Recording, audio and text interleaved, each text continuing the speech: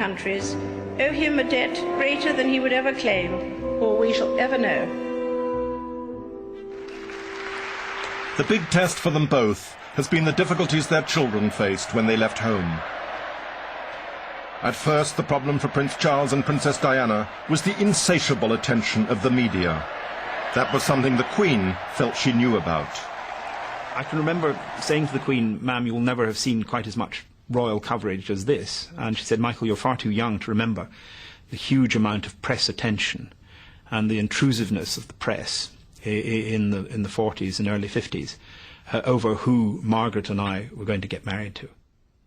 Trying to help, the Queen invited editors to the palace and asked them to respect Diana's private life.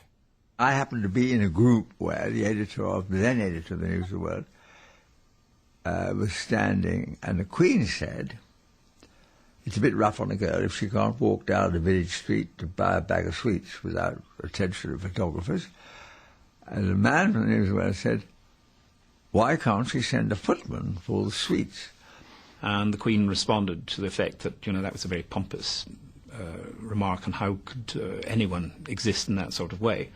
And that was a serious put down, and everybody laughed at the expense of the editor of the News of the World. He was rather taken aback. We had to restore him with gins and tonics. I remember that. I remember that bit.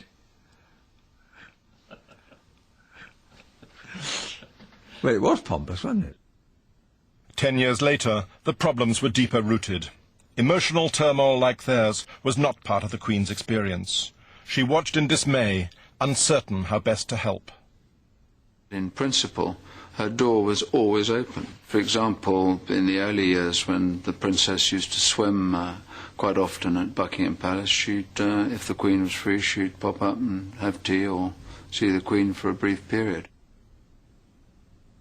I was always surprised that they didn't get on. I remember Princess Diana ringing her up, and I thought, oh, how marvellous, how well they're getting on. And did they get on or not? Well, I mean, the Queen wouldn't have a row with anybody, I don't think, but I think she was rather surprised at many things. Did the Princess go on seeing her even up to the height of the crisis? Seeing the Queen or telephoning her, yes, that happened regularly. I think the Queen would, or anybody else, would never quite understand what Princess Diana was about. It would be impossible. I mean, I suppose one can say I think she was very damaged, her background and her childhood. And it's difficult to know. She had very, very fine qualities. Otherwise, it must have been very difficult for the royal family to deal with the rest. Back in the 1950s, when Princess Margaret had fallen in love with a divorced man, the establishment said no to marriage. Whatever the Queen's personal views, she was defender of the faith and supreme governor of the Church of England, and that was that. But over the years, several royal marriages sealed in Westminster Abbey had run into trouble.